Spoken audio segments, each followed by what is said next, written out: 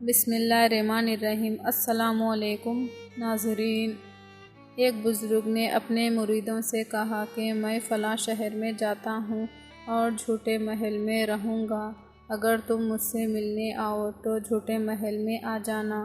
وہ بزرگ اسی شہر میں چلے گئے اور جھوٹوں کے محل میں رہنے لگے۔ کچھ دنوں کے بعد ان کے چند مرید ان سے ملنے گئے اور لوگوں سے پوچھنا شروع کیا کہ جھوٹوں کا محل کون سا ہے۔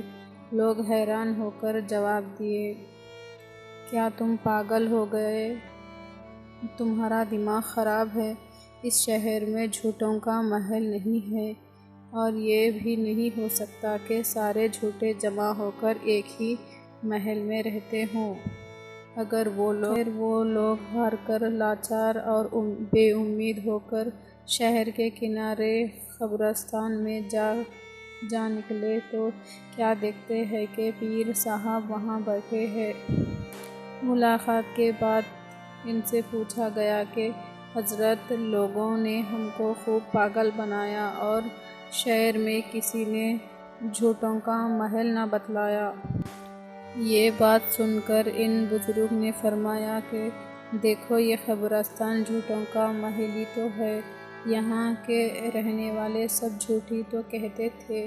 کوئی کہتا تھا کہ یہ گائے میری ہے، اور یہ زمین میری ہے، یہ مکان اور دکان میری ہے، یہ باغ اور جائیداد میری ہے، یہ سامان اور مال میرا ہے، یہ گائے بھینس اونٹ بکری میری ہے، یہ ٹینک اور برتن زیور کپڑے میرے ہیں۔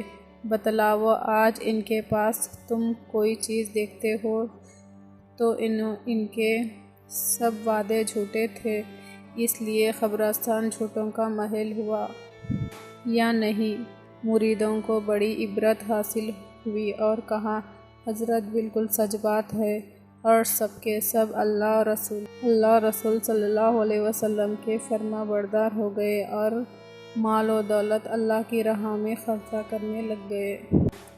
اے عزیز بھائیو، تم سب سبق حاصل کرو اور اللہ رسول صلی اللہ علیہ وسلم کے تابع دار بنو۔